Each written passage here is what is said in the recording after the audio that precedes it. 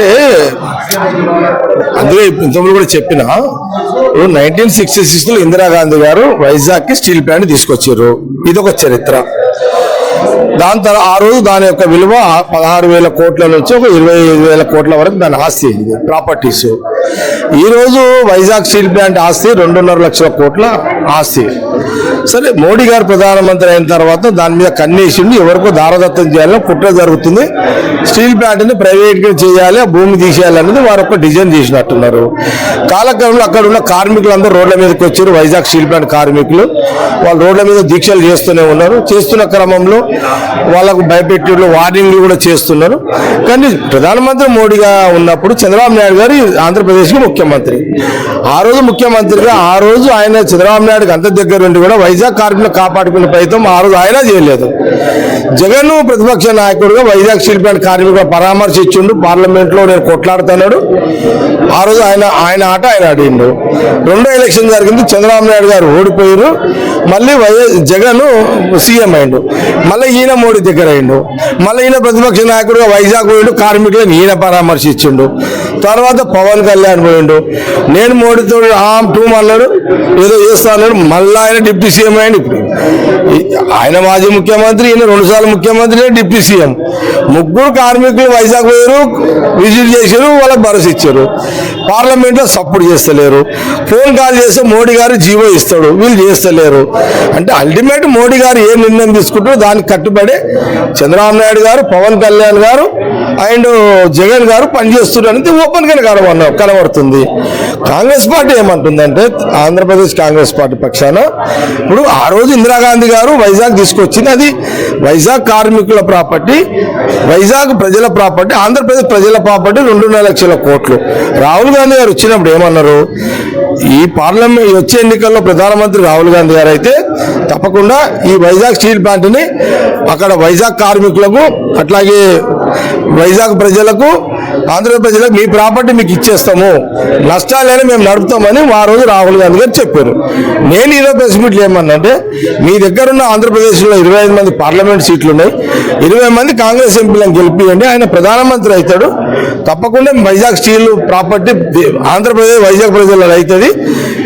ఏదైనా మాట ఇస్తే మాట నిలబెట్టుకునే కుటుంబం రాహుల్ గాంధీ గారిది, సోనియా గాంధీ గారిది వాళ్ళ కుటుంబం. కాబట్టి ఆ మాటలో భాగమే కదా తెలంగాణ అంటే తెలంగాణ ఇచ్చారు మీకు. కాబట్టి ఇది గమనించండి. మీ దగ్గర ఉన్న ముగ్గురు నాయకులు మీరు వాడుకొని వదిలేసారు. ఇప్పుడు అవకాశాలు ఉన్న వైజాగ్ ని మీకు ఇచ్చే సత్తా వీళ్ళ ముగ్గురికి లేదు. కాబట్టి ఆంధ్రప్రదేశ్ ప్రజలు జాగ్రత్త పడండి. కాంగ్రెస్ మీద ఉన్న కోపాన్ని పక్కకు పెట్టి మీరు మళ్ళీ ఆంధ్రప్రదేశ్లో 20 ఎంపీలను గెలిపండి అని నేను ఈరోజు ప్రెస్ మీట్ లో అప్పీల్ చేయడం జరిగింది. సార్, ఏదైతే కూటమి ప్రభుత్వం ఏర్పడి ఏపీలో దాదాపు సంవత్సరాలు అయిపోతుంది, అంటే క్షేత్రస్థాయిలో కాంగ్రెస్ పార్టీ ఆ స్థాయిలో ఆ ప్రభుత్వం మీద పోరాడిన సందర్భాలు కానీ లేదా సమస్యలు లేవనెత్తిన సందర్భంగా చాలా తక్కువ అని చెప్పాలి. వైజాగ్ సంబంధించి కానీ ఇట్లాంటి మేజర్ సమస్యల మీద రానున్న రోజుల్లో ఎలాంటి కార్యాచరణ కాంగ్రెస్ పార్టీ తరఫున చేయబోతుంది? ఆంధ్రప్రదేశ్ కాంగ్రెస్ లో బలమైన పార్టీ, కొన్ని సంవత్సరాలు పరిపాలించిన ఉమ్మడి రాష్ట్రాన్ని కాంగ్రెస్ పార్టీ.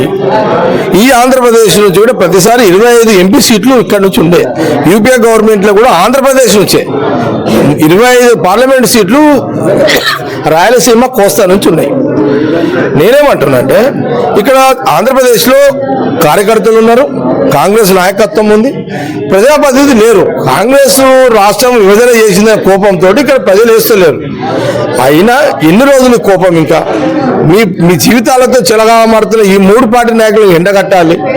మీ లైఫ్ మీరు బాగా చేసుకోండి. మీ ప్రాపర్టీలు మోడీ ఎత్తుకపోతుంటే వీళ్ళు ముగ్గురు మాట్లాడతలేరు. మీ హక్కులను మీరు కాపాడుకోవాలంటే ప్రధానమంత్రి రాహుల్ గాంధీ గారు కావాలి. అందుకే 25లో 20 ఇవ్వండి.